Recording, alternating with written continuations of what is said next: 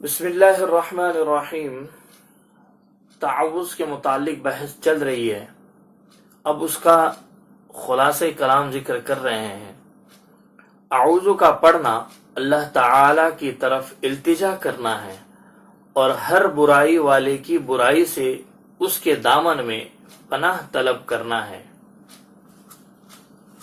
ویسے عیاذ کے معنی برائی کے دفع کرنے کے ہیں اور لیاذہ کے معنی بھلائی حاصل کرنے کے ہیں۔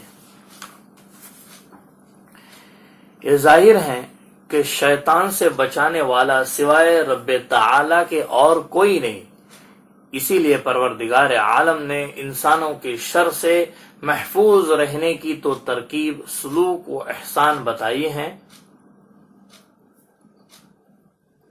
اور شیطان کے شر سے بچنے کی صورت یہ بتائی کہ ہم اس کی ذات پاک سے پناہ طلب کریں، اس لیے کہ نہ تو اسے رشوت دی جائے، نہ وہ بھلائی اور سلوک کی وجہ سے اپنی شرارت سے باز آ جائے۔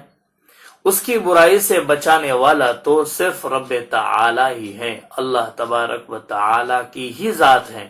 گزشتہ 3 آیات کے ذریعے سے یہ مضمون آپ تک پہنچایا گیا ہے۔ خذ العفو وأمر بالعرف واعرض عن الجاہلین، اسی طریقے سے ادفع باللتی ہی احسن فاذا الذی بینک وبینہ عداوہ، اور سورہ سجدہ میں ہے ولا تستوی الحسنہ ولا تستوی الحسنۃ ولا السیئہ۔ ان تینوں آیات کا مفصل بیان اور ترجمہ ماقبل میں گزر چکا ہے۔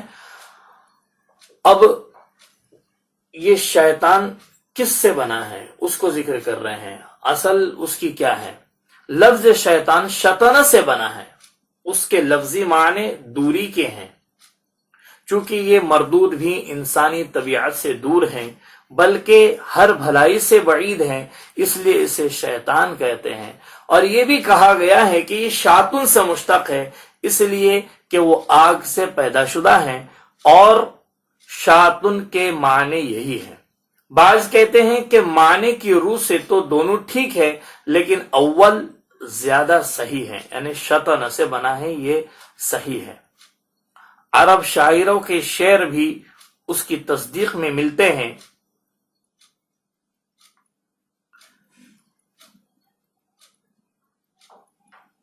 امیہ ابن ابو سلط اور نابغہ کے شعروں میں بھی یہ لفظ شطن سے مشتق ہیں اور دور ہونے کے معنی میں مستعمل ہے۔ سیبوئی کا قول ہے کہ جب کوئی شیطانی کام کرے تو عرب کہتے ہیں تشیطنش فلانن، یہ نہیں کہتے تشیط فلانن۔ اس سے ثابت ہوتا ہے کہ یہ لفظ شاطن سے نہیں بلکہ شطن سے ماخوذ ہیں، اور اس کے صحیح معنی بھی دوری کے ہیں۔ جو جن و انس اور حیوان سرکشی کرے اسے شیطان کہہ دیتے ہیں۔ قرآن کریم میں ہے وَكَذَلِكَ جَعَلْنَا لِكُلِّ نَبِيٍّ عَدُوًّا شَيَاطِينَ الْإِنسِ وَالْجِنِّ، یعنی اسی طرح ہم نے ہر نبی کے دشمن شیاطین جن و انس کے بنائے رکھے ہیں، جو آپس میں ایک دوسرے کو دھوکے بناوٹی باتیں پہنچاتے رہتے ہیں۔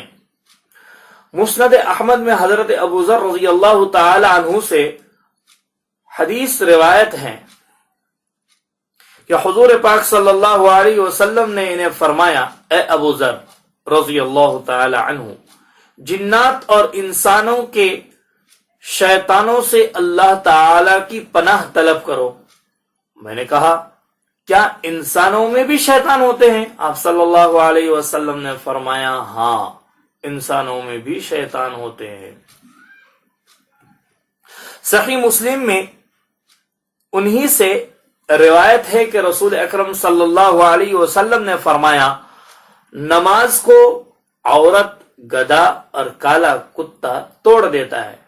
میں نے کہا، ابو ذر فرماتے میں نے کہا حضور اکرم صلی اللہ علیہ وسلم، سرخ زرد کتوں میں سے کالے کتے کی تخصیص کی کیا وجہ ہے؟ اس کو کیوں خاص بیان کیا؟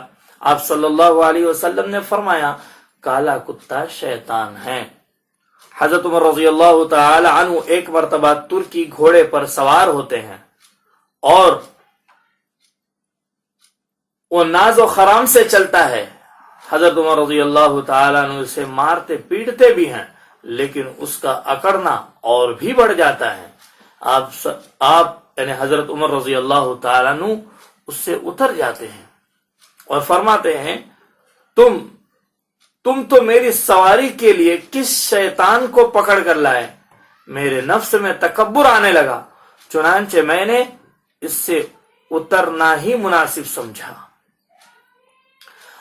رجیم یہ فعیل کے وزن پر مفعول کے معنی میں ہے، یعنی وہ مرجوم ہے، یعنی ہر بھلائی سے دور ہے، جیسا کہ اللہ تعالی فرماتے ہیں وَلَقَدْ زَيَّنَّا السَّمَاءَ الدُّنْيَا بِمَصَابِيحَ وَجَعَلْنَاهَا رُجُومًا لِلشَّيَاطِينِ. ہم نے دنیا کے آسمان کو ستاروں سے مزین کیا اور انہیں شیطانوں کے لیے رجم بنایا. اِنَّا زَيَّنَّا السَّمَاءَ الدُّنْيَا بِمَصَابِيحَ وَحِفْظًا، یعنی ہم نے دنیا کے آسمان کو تاروں سے زینت دی اور ہر سرکش شیاطین سے بچاؤ بنایا. وہ اعلیٰ فرشتوں کی باتیں نہیں سن سکتے اور ہر طرف سے مارے جاتے ہیں. بھگانے کے لیے اور لازمی عذاب انہی کے لیے ہیں. جو ان میں سے کوئی بات اچک کر بھاگتا ہے اس کے پیچھے ایک چمکیلا شعلہ لگ جاتا ہے. ایک اور جگہ ارشاد فرمایا وَلَقَدْ جَعَلْنَا فِي السَّمَاءِ بُرُوجًا، یعنی ہم نے آسمان میں برج بنائے اور انہیں دیکھنے والوں کے لیے زینت دی اور اسے ہر راندے ہوئے شیطان سے ہم نے محفوظ کر لیا، مگر جو کسی بات کو چرا لے جائیں اس کے پیچھے چمکتا ہوا شعلہ لگتا ہے.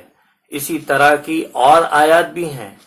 رجیم کے ایک معنی راجم کی بھی کیے گئے ہیں، چونکہ شیطان لوگوں کو وسوسوں اور گمراہیوں سے رجم کرتا ہے اس لیے اسے رجیم یعنی راجم کہتے ہیں. یہ اعوذ باللہ کی مختصر سی تفسیر آپ کے سامنے پیش کی گئی ہے. اب بسم اللہ الرحمن الرحیم کی تفسیر انشاءاللہ آئندہ آپ کے سامنے بیان کی جائے گی. امید کرتے ہیں، مزید درخواست کرتے ہیں کہ آپ خود بھی سنیں، لوگوں تک بھی اس پیغام کو پہنچائے تاکہ لوگوں کو اس کا علم ہو جائے. اللہ ہمیں سمجھنے کی، عمل کرنے کی توفیق عطا فرمائے. وآخر دعوانا ان الحمد للہ رب العالمین.